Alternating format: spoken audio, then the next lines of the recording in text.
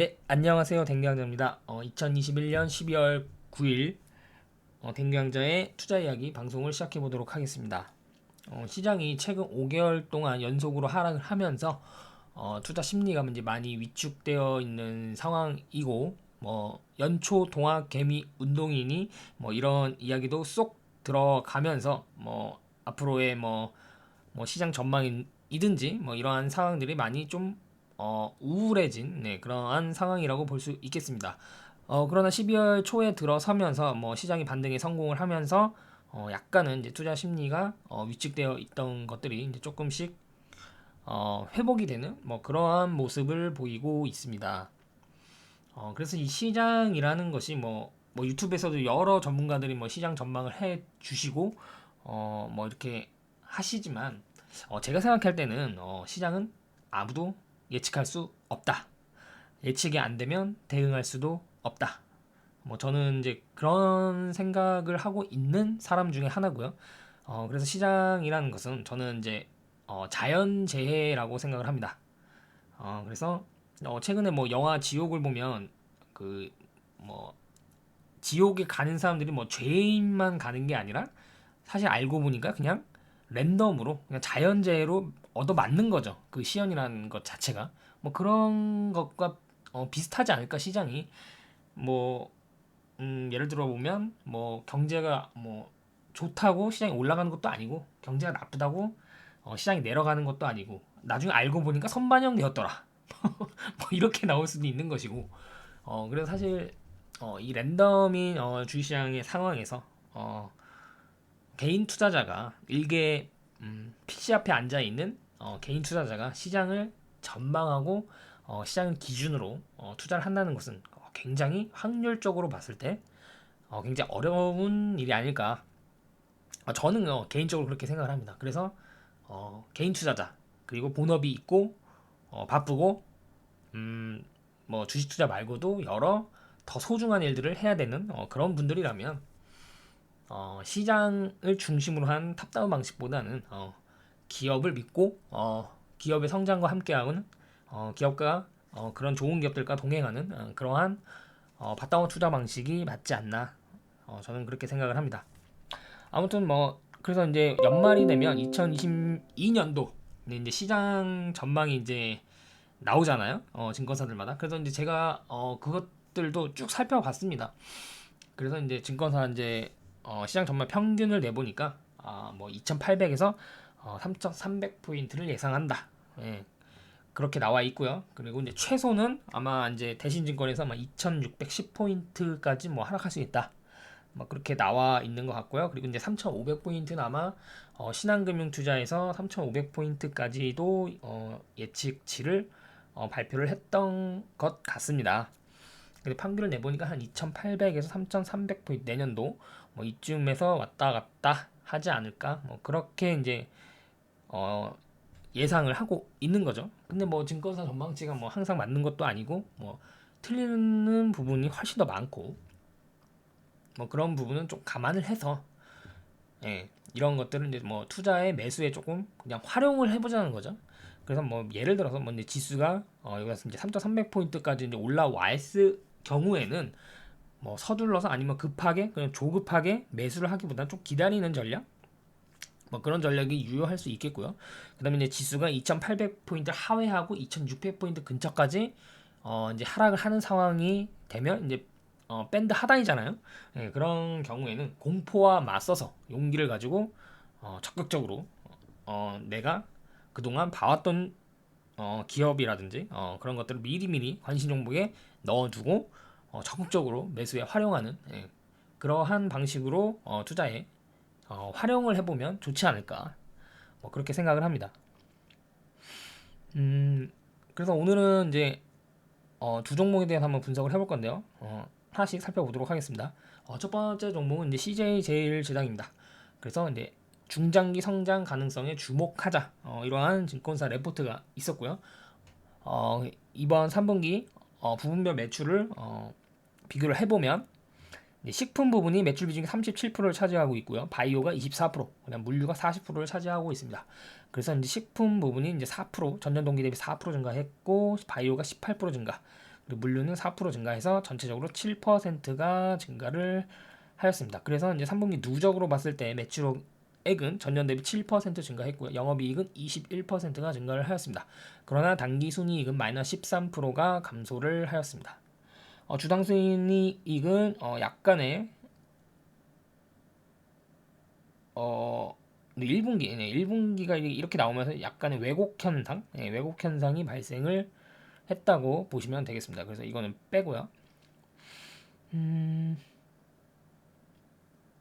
그래서 이제 CJ 제일제당의 중장기 성장 요인을 보시면 세 가지로 이제 나눌 수 있다, 이제 그렇게 나와 있는데요. 이제 첫 번째는 이제 글로벌하죠. 네, 이제 국내 그러니까 음식료 회사들이 이제 국내 성장은 이미 다 끝났다고 보시면 되겠죠.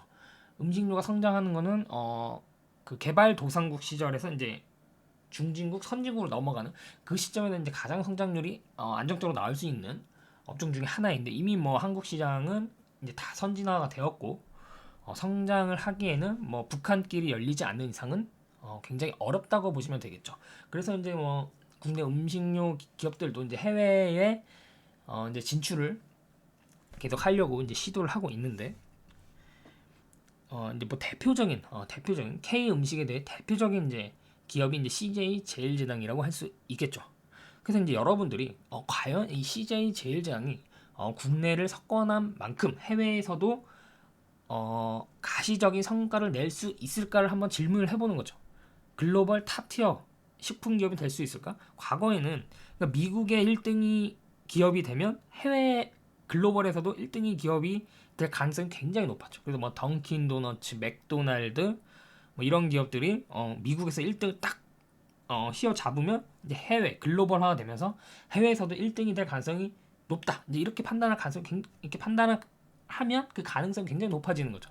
그래서 피터 린치 같은 경우에서도 뭐 던킨 도너츠가 국내에는 미국을 말하는 거죠. 국내에서 1등을 하고 해외에서도 점포수를 계속해서 늘려 나갈 것이라고 예측을 하고 투자를 해서 소위 말하는 템버거 10배 상승의 주가 수익을 얻을 수 있었는데요. 과연 CJ 제일제당은 국내를 석권한 만큼 과연 해외에서도 뭐 1등은 아니더라도 1등은 아니더라도 과연 글로벌 탑티어 식품 기업이 될 수 있을까에 대한 개인 투자들마다의 판단이 필요한 부분이겠죠. 만약 여러분들이 CJ 제일제당에 대해서 중장기적으로 투자를 하겠다 이렇게 판단을 했을 경우, 난 아니다, 난 그렇게 생각하지 않는다, 이건 어려울 것이다, 이렇게 생각을 한다면 당연히 투자를 하면 안 되겠죠. 근데 최근에 좀 재밌는 일들을 좀 목격을 했는데, 그 슈퍼개미 박영옥 님 아시죠? 네, 그분께서 K 음식에 주목을 하고 있다. 그래서 이제 CJ 제일제당에 투자를 하고 있다라는 좀 뉘앙스의 발언을 하셨거든요. 그래서 그 부분에 대해서 조금 더 제가 관심 있게 또 분석을 할 수 있는 계기가 되었던 것 같습니다. 이제 그분께서는 이제 K 음식의 글로벌화에 대해서 이제 배팅을 하시는 거죠. 자세히 보시면 슈완스 미국 냉동식품 업계 최고, 그래도 뭐 2년 전인가 그때 이제 아마 신문에 크게 났을 겁니다. CJ 제일당이 슈완스를 인수한다는 것에 대해서. 그래서 지난해 슈완스는 아시안 푸드 시장에서 전년보다 5% 늘어난 24.3%의 점유율로 1등을 차지했고, 미국 내 주요 냉동식품 기업 중 가장 높은 매출 성장률 1위를 기록하였다. 이러한 슈완스와 시너지의 효과, 뭐 그동안은 이제 뭐 인수하고 뭐 여러 가지 이제 체제를 이제 하느라고 이제 매출로 이제 잡히는 경우가 이제 조금 미미했는데, 이제 그에 대한 이제 슈완스와 본격적인 이제 매출 성장에 대한 시너지가 나타날 것이다, 이제 그렇게 보고 있는 거고요. 그래서 주요 제품인 피자와 만두의 점유율도 상승 추세에 있다. 비비고는 급식 등 B2B 주요 채널에서도 입점하기 시작한 것으로 파악이 되고 있다. 식품 내 해외 비중은 40%에 육박할 것으로 예상이 되고 있다. 이 부분이 조금 중요한 포인트가 되겠죠. 슈완스를 인수하기 전 해외 매출 비중은 이제 14%였는데 이게 40%까지 올라왔다는 것은 굉장히 괄목할 만한 성과가 아닐까 싶습니다. 이 해외 매출 비중이 과연 얼마나 더 늘어날 수 있을 것인지 그에 대한 좀 모니터링이 필요하다고 볼 수 있겠죠. 그죠? 네, 이 그래프를 보시면 알 수 있겠죠. 그래서 아마 2023년쯤 되면은 한 50%까지는 올라가지 않을까 이제 업계에서는 그렇게 전망을 하고 있습니다. 근데 두 번째로는 PHA라는 이러한 친환경 바이오 플라스틱 상용화를 통해 중장기 성장을 이뤄나갈 것으로 기대되고 있다. 이 부분이 조금 저는 좀 긍정적으로 보이더라고요. 이게 왜냐하면 2020년에서 2025년도까지 향후 5년간 연평균 56%의 성장이 전망이 되고 있거든요. 근데 이 성장률은 여러분들 2차 전지의 연평균 성장률이 얼마죠? 연평균 성장률이 35%죠. 2025년도까지. 근데 지금 PH는 56%가 전망이 되고 있어요. 그래서 조금 주목하게 좀 봐야 된다. 주목하게. 그래서 이 시장 전망에서 2030년도까지 이렇게 어마어마한 폭발적인 성장률을 보일 것이다. 라는 지금 전망이 나오고 있습니다. 그래서 PHA는 생분해 플라스틱 내에서도 하이엔드에 속하는 제품으로 알려져 있다. 생산 기술력을 보유한 업체는 CJ 제당 이외에 2개의 업체에 불과한 것으로 파악이 되고 있다. 그렇다면 이렇게 폭발적인 성장률을 보이는 이 업계에 과연 경쟁자는 또 새롭게 진출하지 못하는 것인가? 이거에 대해서는 조금 분석이 필요할 것 같아요. 만약에 어렵다고 그렇게 본다면 CJ 제일제당과 2개의 업체, 그럼 이 3개 업체가 이 56%의 성장률을 독식한다는 것인데 과연 그렇게 될 것인가? 진짜 경쟁자는 출몰하지 않을 것인가? 그에 대한 조금 리서치가 더 필요하겠죠. 아직까지는 잘 모르겠어요. PHA 시장은 전세적으로 화학 플라스틱 사용 제한이 확산되면서 앞으로 뭐 친환경 쪽으로 그렇게 가겠죠.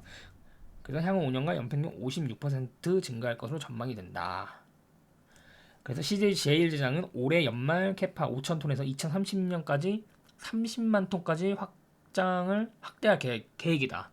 그래서 이게 보시면 이제 5천에서 이제 30만 톤이 되면 엄청난 설비 투자가 필요하다는 것인데 그 업계에 따르면 뭐 기존 인프라를 활용하기 때문에 많은 돈이 나가진 않을 것이다. 이제 그렇게 전망을 하고 있더라고요. 그러면 뭐 땡큐죠. 예.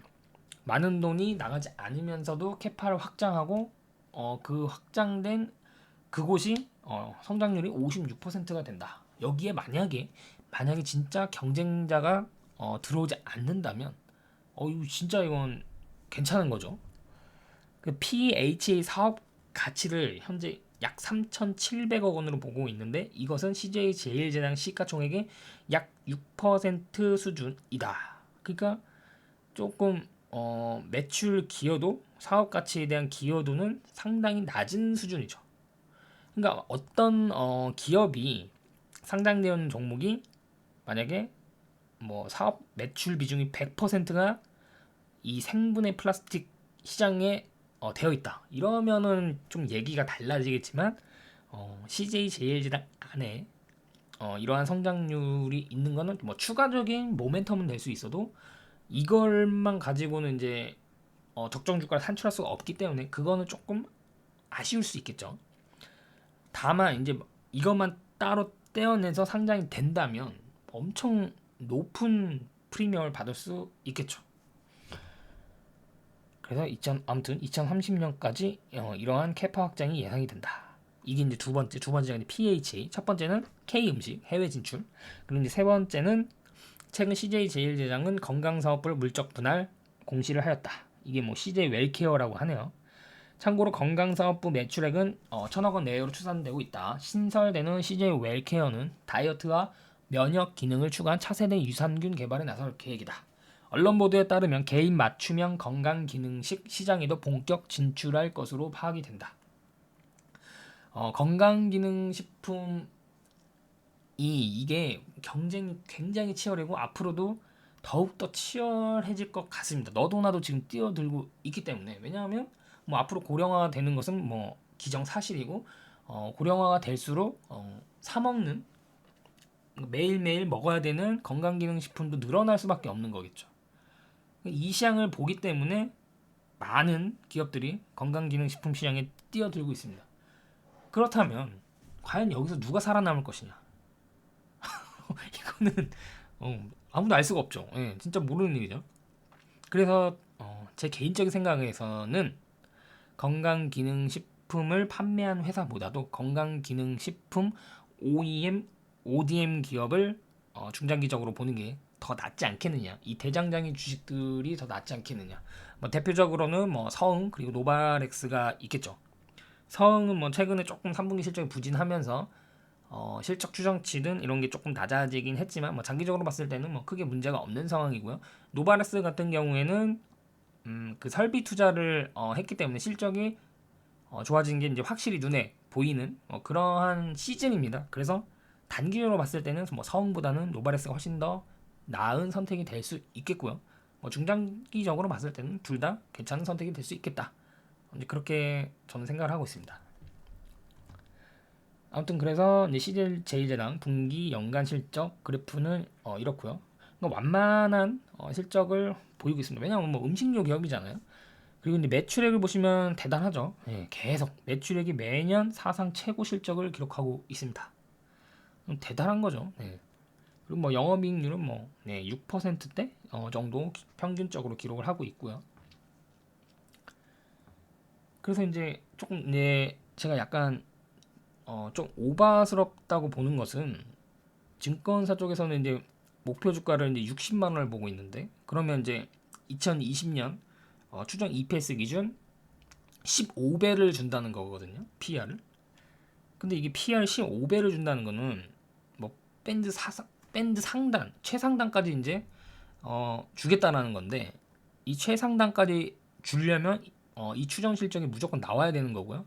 거기다가 이 PHA 사업의 모멘텀을 얹혀 주겠다라는 건데 근데 아직은 이게 뭐 앞으로 고성장을 하겠지만 아직은 CJ 제일당 안에서 그렇게 차지하는 비중이 크지가 않은 상황. 그리고 이 건강 사업부도 제대로 실적을 보여주지 못한 상황에서 이게 모든 것이 잘 된다는 가정하에 피해를 준다는 것은 조금은 좀 조심해야 되는 게 아닌가 개인적으로 그렇게 생각을 하고 있습니다.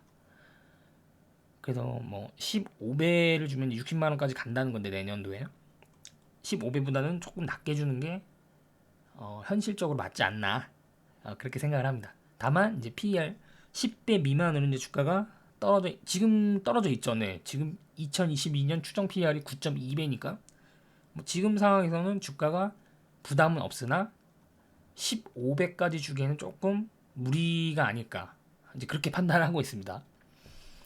이거는 뭐 개인적인 이제 주관적인 요소가 들어가기 때문에 여러분들도 한번 스스로 한번 판단을 해보시길 바랍니다.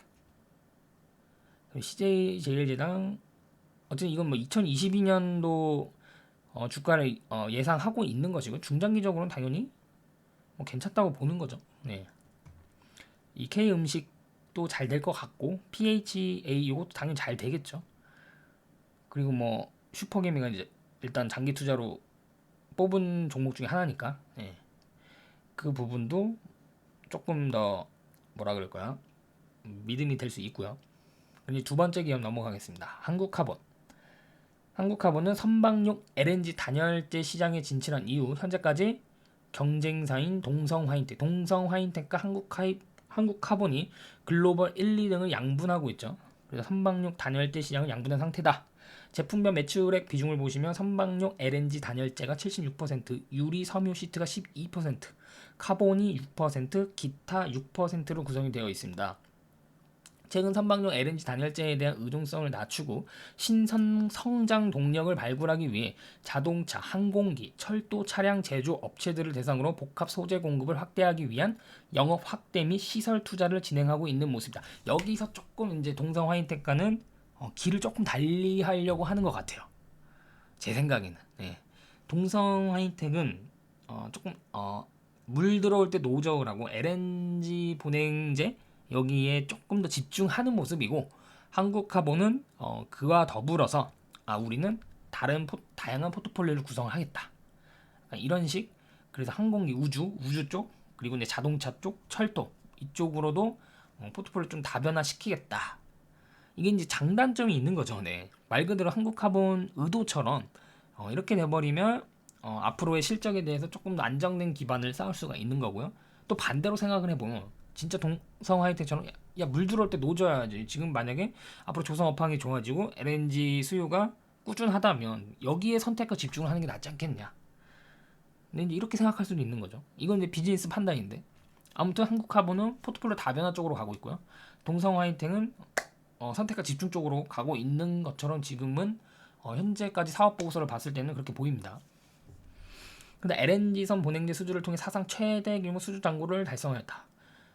그래서 한국카본은 조금 3분기가 좀 의외였던 게 저는 한국카본이 작년도 수주 잔고가 급격하게 늘었기 때문에 올해는 이제 조금 꺾이는 모습, 그리고 동성하이텍 같은 경우에는 작년도 수주 잔고가 많이 늘지 않았기 때문에 오히려 올해 수주 잔고가 늘어나는, 그래서 실적으로 봤을 때는 올해는 한국카본보다는 동성하이텍 실적이 좋을 것이고, 이제 내년 들어갔을 때는 이제 한국카본이 이제 실적이 좋을 것이다. 뭐 이런 식으로 이제 예측을 했었는데 3분기 수주를 봤을 때 둘 다 좋아졌어요. 예. 둘 다 좋아진 수주 잔고가 둘 다 좋아진 모습을 보고 있습니다. 어쨌든 한국카본이든 동성하이텍이든 뭐 실적도 중요하겠지만 결국엔 수주 잔고 추이가 훨씬 더 중요한 기업이라고 보시면 되겠죠. 그래서 LNG선 수요 확대로 관련 기자재 수요가 급증을 했고 연초 대비 수주 잔고는 80%가 성장하였다. 대단하네요. 3년 전과 비교해 3.7배로 확대된 규모다. 3분기 말 기준 수주 잔고는 6,340억 원으로 2021년 매출액 추정치 대비 약 1.7년치에 해당되는 수치다. 하반기 중 조선업체의 수주 강세가 지속됨을 확인했고, 그쵸? 이를 감안하면 최소 2022년 상반기에도 수주 잔고의 증가세가 나타날 전망이다. 네, 저도 그렇게 생각을 하고 있습니다. 근데 주가는 전혀 반영이 안 되어 있죠. 오히려 최근 지수 조정의 가치 조정을 받으면서 저평가 매력도는 조금 더 부각이 되고 있는 모습입니다. 아무튼 한국카본이든 뭐 동성화이트는 단기적으로 접근할 수 있는 기업들은 아니고요. 앞으로 이제 뭐 장기적인 경기 사이클이 호황 국면으로 가면 당연히 조선업도 좋아지고 조선 기자재 업체들도 장기적으로 수혜를 누릴 것이다. 네, 이런 투자 아이디어 판단 하에 중장기적으로 접근할 수 있는 기업이라고 보시면 되겠죠. 그래서 한국카본 수주 잔고 추이를 보면 2018년보다 조금 부침이 심해요. 한국카본은 수주 잔고가. 네, 동성화이팅은 좀 완만한 수주 잔고 우상향을 보이고 있는데 한국카본의 수주 잔고는 확 늘어났다가 또 줄었다가 확 늘어났다가 뭐 약간 이런 흐름을 보이고 있습니다. 아무튼 둘 다 이제 우상향하는 수주 잔고 추이를 보이고 있다. 그렇게 보시면 되겠죠. 그래서 이러한 부분이 아직 주가에는 반영이 되어 있지 않다.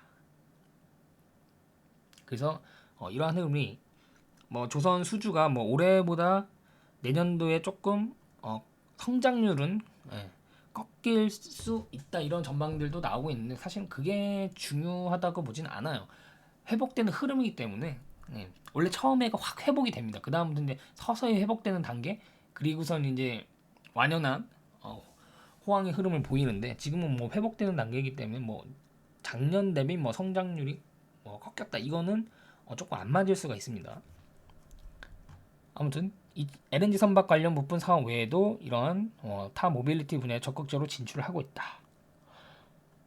그래서 현재 전체 매출액 대비 10% 이하이나 여기에 대해서 지속적인 확대를 예상하고 있다. 왜냐하면 비즈니스 경영은 이쪽으로 가겠다고 했으니까 거래처 다각화 통해 추가적인 성장 동력 확보가 전망된다. 그래서 뭐 2차 전지, 신재생 에너지 등 뭐 최근에 곽강받고 있는 그러한 모멘텀들이 다 있고요. 신시장 개척에 적극적인 모습이다. 그래서 뭐 이렇고 재무제표가 상당히 좋습니다. 한국카본은 현재 지금 무차입 경영을 하고 있는 상황으로 거래처가 확보가 된다면 그 거래처의 주문을 받기 위해서 공격적인 설비 투자를 할 수 있는 돈이 있고요. 뭐 주주들을 괴롭히는 뭐 유상증자나 뭐 이런 걸 할 가능성은 거의 없다고 봐야죠. 왜냐하면 현금이 충분하기 때문에. 그리고 여러분들 유상증자에 대해서는 약간 오해를 하고 있는 분들도 계시겠는데 성장하는 기업의 유상증자는 좋은 겁니다. 예. 왜냐하면 주식을 더 싸게 살 권리를 주기 때문에. 반대로 이제 망해가는 기업이 뭐 직원들 월급을 밀리거나 이러한 기업들이 유상증자를 하는 건 굉장히 나쁜 케이스죠. 그래서 그것을 좀 구분을 할 필요가 있습니다. 교과서에는 유상증자는 나쁘다, 나쁜 기업이 하는 거다라고 이제 나와 있을 수 있겠는데 이제 성장하는 기업들은 돈 쓸 때는 많은데 돈이 없잖아요. 네, 그런 기업들은 그리고 또 최근에 이제 나온 기업들은 부동산 자산도 없잖아요. 그렇기 때문에 뭐 증자를 하든 전환사채를 발행하든 그런 것들은 성장을 위한 좀 성장통이라고 보시는 게 낫겠죠. 그래서 꼭 뭐 유상증자라고 나쁘게 뭘 무조건 100%다 나쁘다고 볼 필요는 없다. 저는 그렇게 생각을 합니다. 또 뭐 분기 실적, 연간 실적도 이때는 이제 경기 불황이었잖아요. 2011년 조선업 호황 끝나고 2012년부터 2018년까지 뭐 매출액이 거의 정체되고 있는 모습을 보이다가 2019년 좀 올라오더니 2020년에 굉장히 좋았죠. 약간 단기적으로 이때 피크아웃을 딱 찍었죠. 그 다음에 이제 서서히 이제 회복되고 있는 모습인데 이제 앞으로 2003년과 2011년 사이클이 다시 온다면 이 매출액 증가 또 우상향할 수 있는 그런 흐름을 보일 수가 있겠죠. 뭐 그래서 이렇고요. 그래서 뭐 이런 거는 긍정적인 요소 그리고 이런 거는 조금 리스크. 근데 리스크 없는 어, 투자 대상은 없습니다. 예, 리스크를 감안하고 투자란 기본적으로 어느 정도의 리스크를 감안하고 베팅을 하는 것이기 때문에 이러한 리스크가 있다. 과연 내가 이러한 리스크를 감안하고도 투자를 할 것이냐 이런 것들은 이제 고민을 해볼 필요가 있겠죠. 그래서 ROE만 봤을 때는 동성 하이텍이 훨씬 더 높습니다. 한국 카본보다는. 근데 그만큼 PER 배수도 동성 하이텍이 조금 더 높게 받고 있는 모습을 볼 수 있죠. 그래서 한국카본은 2020년 추정 EPS 기준 PER을 13.6배로 잡으면 15,000원. 증권사에서도 15,000원을 내년도 목표 주가로 보고 있더라고요. 그러면 이제 주가 상승률은 약 42% 정도. 그리고 이제 2023년도는 뭐 거의 뭐 지금 2022년도와 비슷한 추이를 보이고 있는데 이거는 뭐 알 수가 없습니다. 사실은 수주장고를 보면서 아마 2023년도 추정치도 조정될 가능성이 높습니다. 네, 그래서 지금 당장은 뭐 2023년도 추정치가 정확하다고 판단해서 투자를 하기보다는 일단은 지금 나온 수주 장고를 바탕으로 내년도 추정치를 기준해서 어느 정도 주가 상승이 일어날 수 있겠구나. 그 정도 판단하시고 보시면 되겠죠. 그래서 이제 저의 투자 기준은 무조건 주가 상승 여력이 40% 이상이 되어야 되고요. 왜냐하면 이제 그 중에 실패하는 종목이 나와도 40% 이상인 종목들을 포트폴리오를 구성을 하면 전체적으로 이제 성공할 확률이 높기 때문에 그래서 이제 40% 이상은 이제 한국화보는 이제 만족이 되는 모습이고요.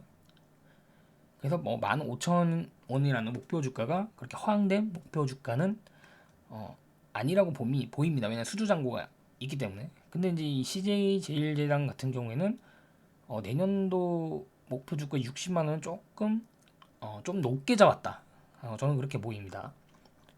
그래서 앞으로 제가 이런 것들은 평소에 계속 해오던 일상같이 그냥 해오던 일인데 이 방송을 하려면 이걸 또 정리를 해서 또 마이크를 켜고 편집을 하고 물론 뭐 제가 편집을 안 합니다만 어쨌든 올리고 뭐 이러한 것들을 해야 되기 때문에 조금 더 시간이 많이 걸립니다. 그래서 잘 안 하는 경향이 있는데 앞으로 좀 시간을 조금 써서 이렇게 이제 제가 분석했던 내용들 이런 것들 좀 같이 공유해보는 그런 시간을 가지면 좋을 것 같습니다. 뭐 모든 투자 판단은 각자 개인이 판단하시고요. 이런 것들은 이제 뭐 투자하지 않더라도 이제 공부 목적으로 같이 보시면은 여러분들이 스스로 직접 종목을 발굴하고 투자를 하는 데 있어서 도움이 되지 않을까 그렇게 생각을 합니다. 네, 그럼 오늘 방송은 여기까지 하도록 하겠습니다. 들어주셔서 감사합니다.